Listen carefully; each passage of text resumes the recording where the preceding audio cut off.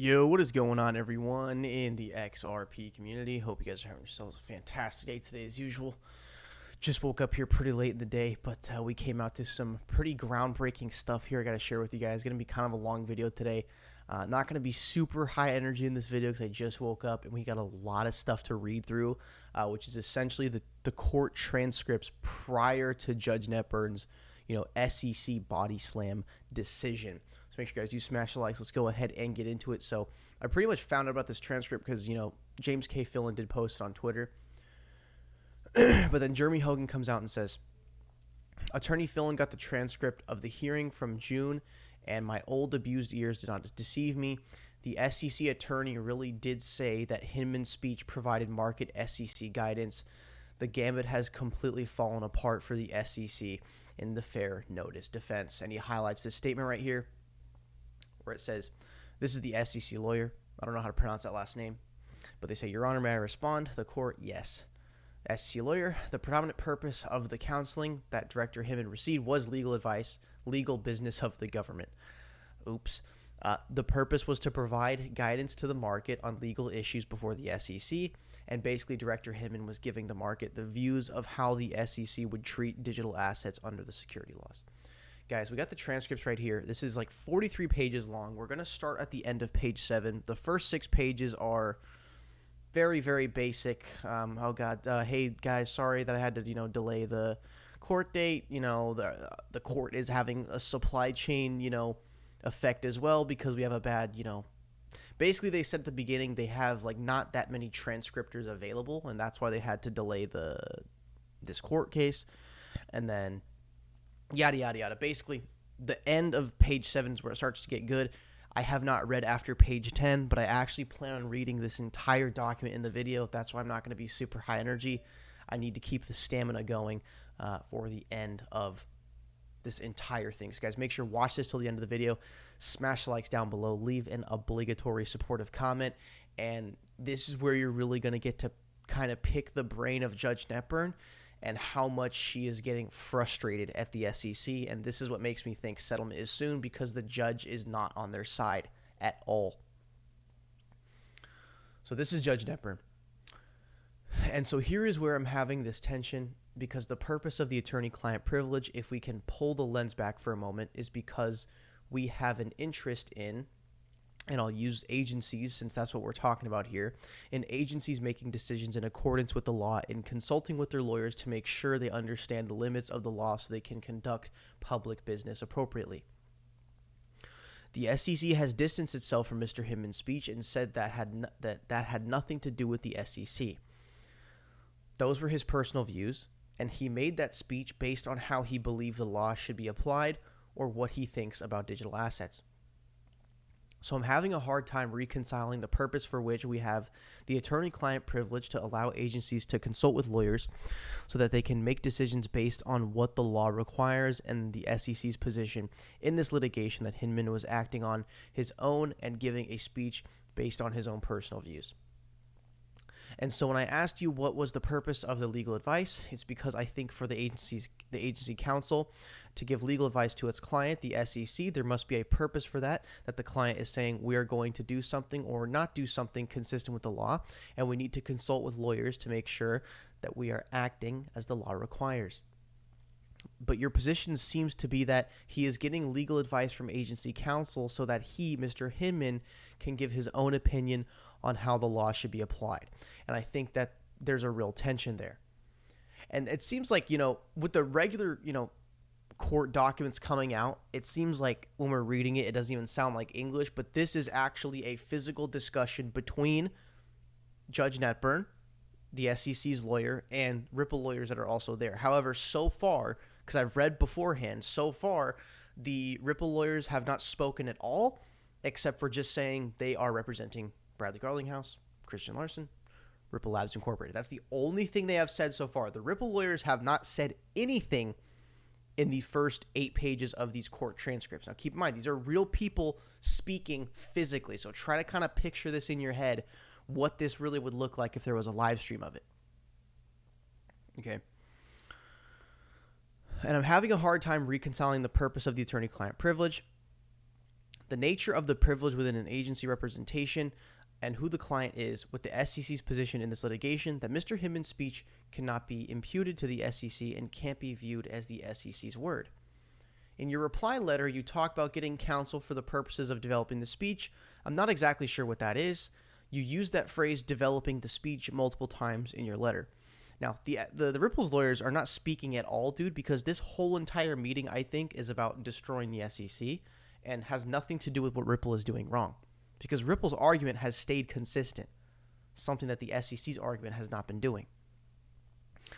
I'm not exactly sure what legal advice can be given for the purpose of developing a speech or whether that would even be available to you. So I'm trying to really hone in on what we're talking about here, what the purpose of this advice was. SEC's lawyer. If I may respond, Your Honor, so let me just try to clarify the SEC's position. We're not taking the position that the commission made the speech was the commission speech. There was no commission speech. This was just a speech by Director Bill Hinman in his capacity as Director of Corp Finance. Now, the issue is who is the client in this situation, and we're saying that the Judge Netburn, I hate to interrupt you, cuts her off mid-sentence, doesn't care. But what you just said is something that seems different to me. You said that the speech was given by Director Hinman in his capacity as Director of Corporate Finance. That seems different to me than what you said a year ago. Am I misremembering? Because when we were discussing whether he should be deposed, as I recall, there was argument from the SEC that what he said really had no bearing on this litigation because he wasn't speaking on behalf of that division, that he was really just speaking at a private event. And there was a lot of attention focused on the disclaimers. But you just said just now that he was speaking as director on behalf of that division, SEC lawyer. Yes, what I'm saying is that he presented the speech as the Director of Corp Finance, given basically advice to the market. This is not unusual. This is something that the Director of Corporation Finance does. In doing so, there was a disclaimer that the SEC does not take any position on the speech and that the speech reflected Director Hinman's personal views. That does not change the fact that Director Hinman was the client in this situation because he sought legal advice from SEC attorneys. And I submit that just because he's the Director of Corporate Finance does not mean that he cannot be a client of the SEC attorneys because he was acting in his position as the Director of Corporate. He could not have given a speech, a personal speech, because the information about legal issues before the SEC would not have been available to him as Director Hinman, the person. So the only way that Director Hinman could have access to the information, the communication that he sought the legal advice about, would have to be in his capacity as the Director of Corporate Finance.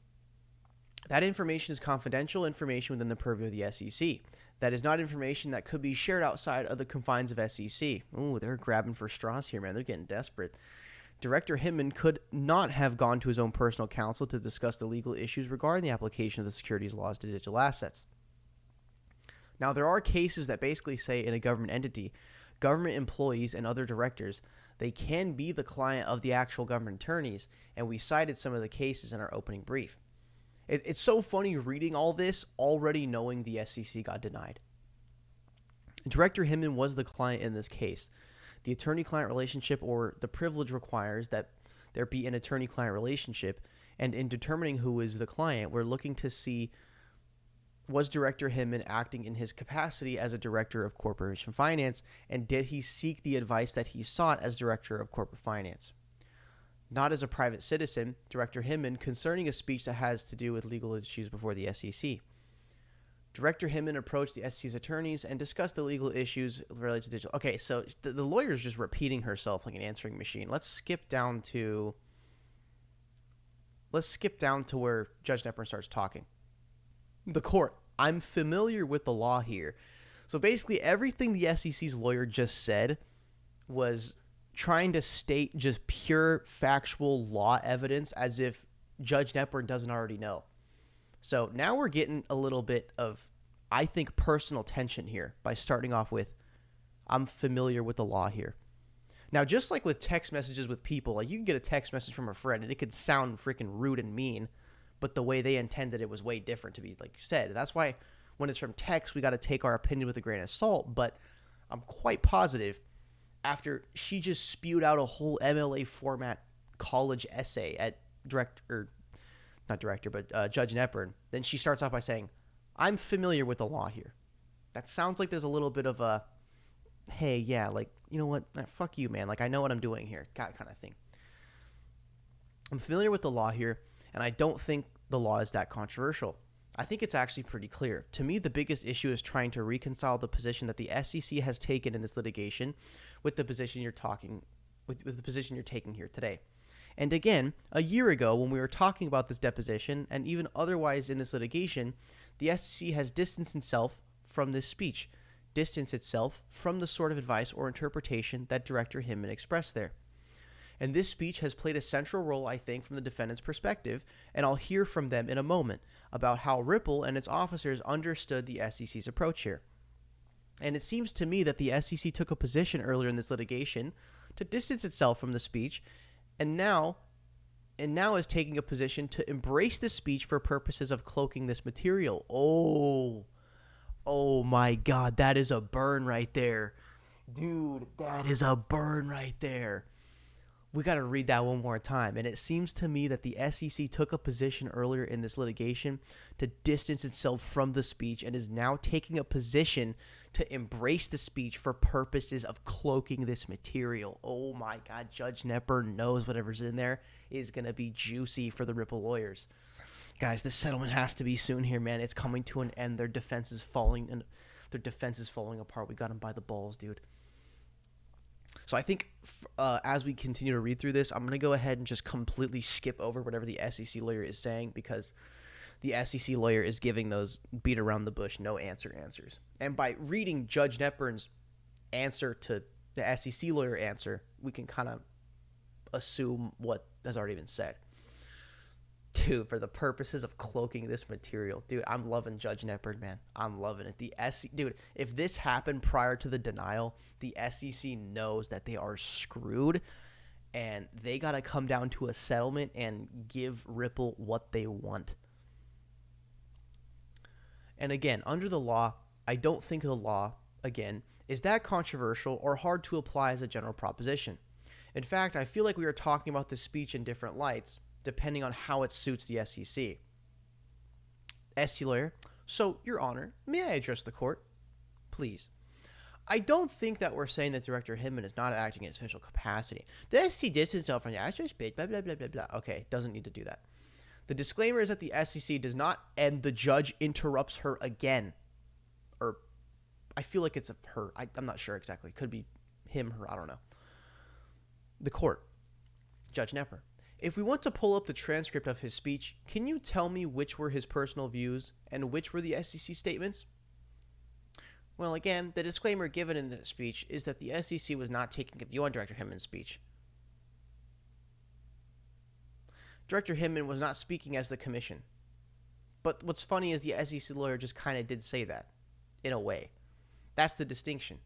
Director Hinman gave a speech as the Director of Corporation Finance. So what does that mean? Is it a personal speech or is it not?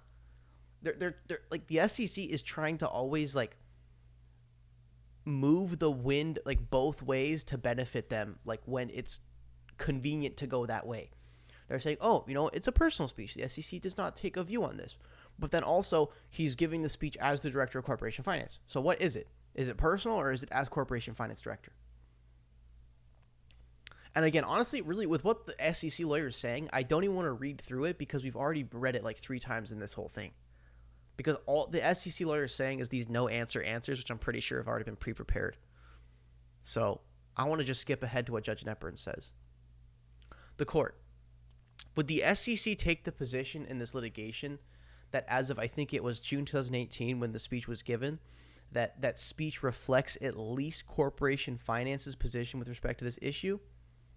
SEC lawyer. We could say that Director Hinman was given Corp financial position. The court. Oh, it's getting spicy here, man. It's getting spicy here. You need to answer my question. Dude.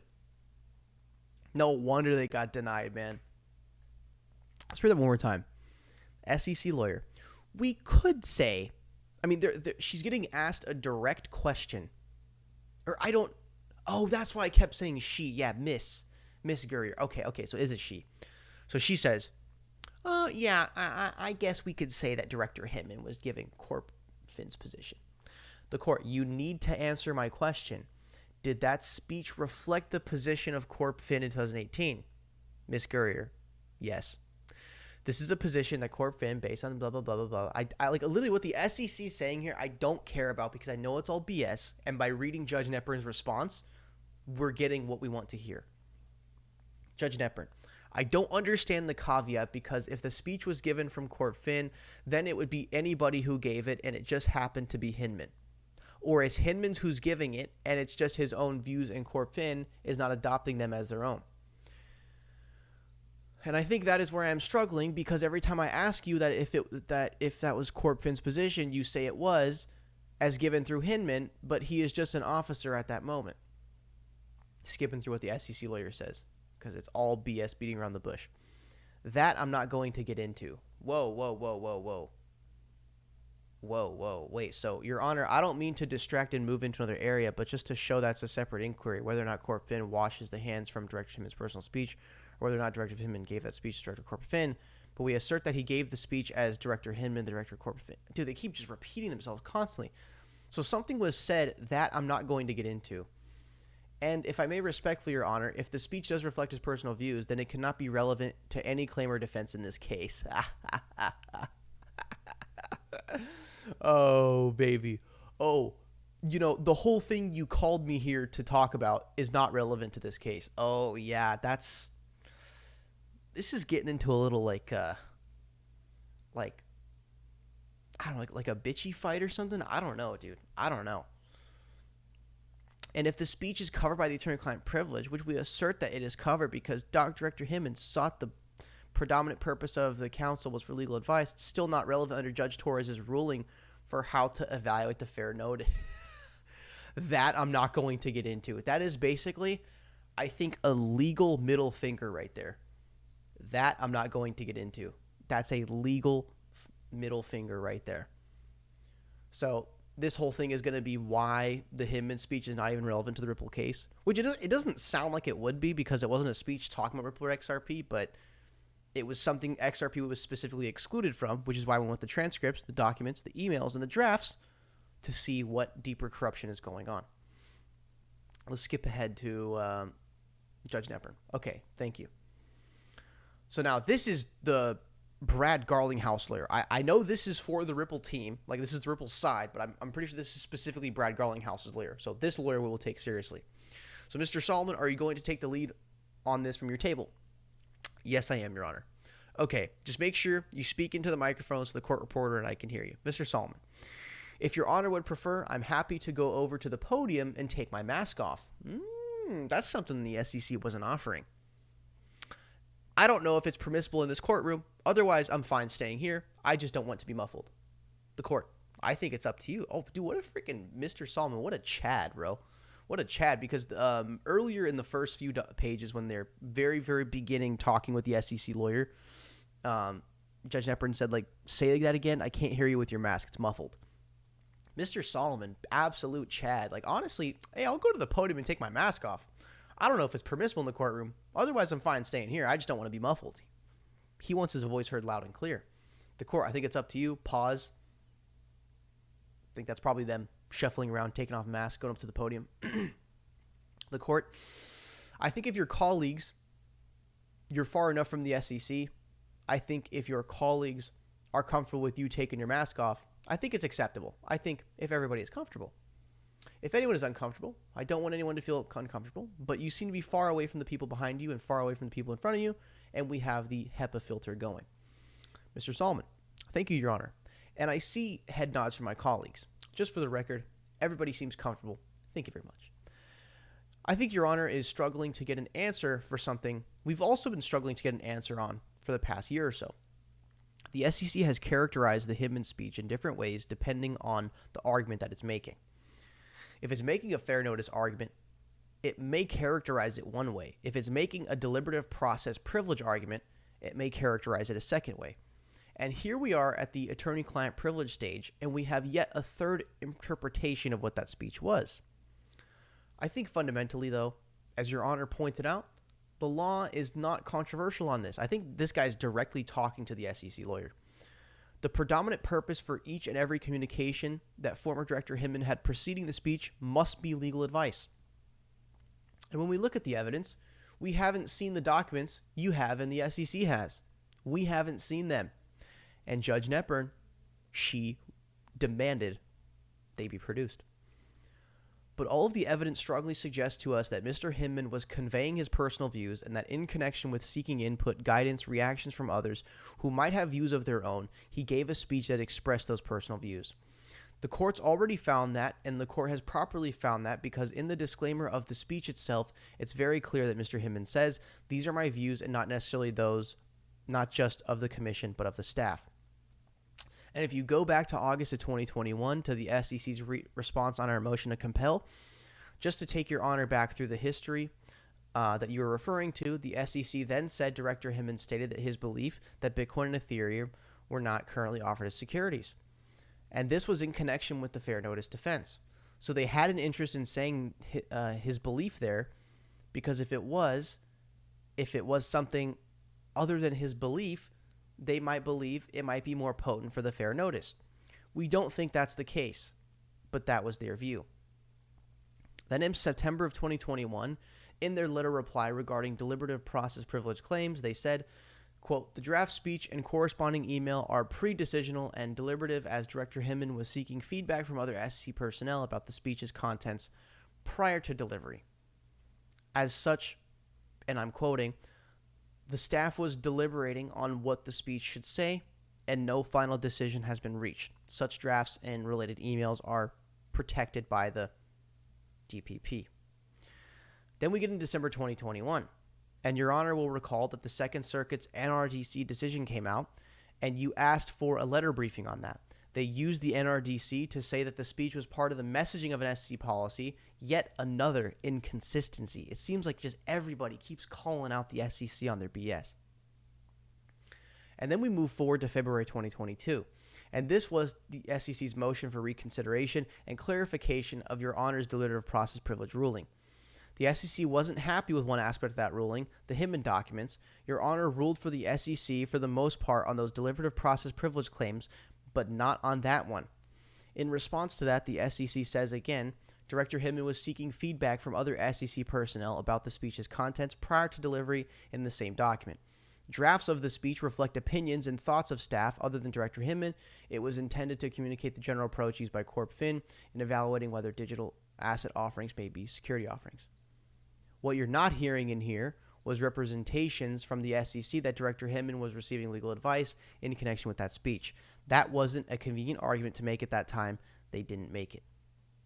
So guys, I could honestly, I do not want to read the rest of this thing because this is going to make it an hour-long video. I don't think that's necessary. But guys, I think we get the whole point here of all of this, because this was before the denial happened to the SEC. This is before the body slam happened to the SEC. And this is essentially all the inconsistencies in the SEC's argument is being exposed in this entire page. So by reading through half of it with you guys, I think we pretty much get the whole point here. And Jeremy Hogan did highlight a very, very big oopsie moment from that lawyer.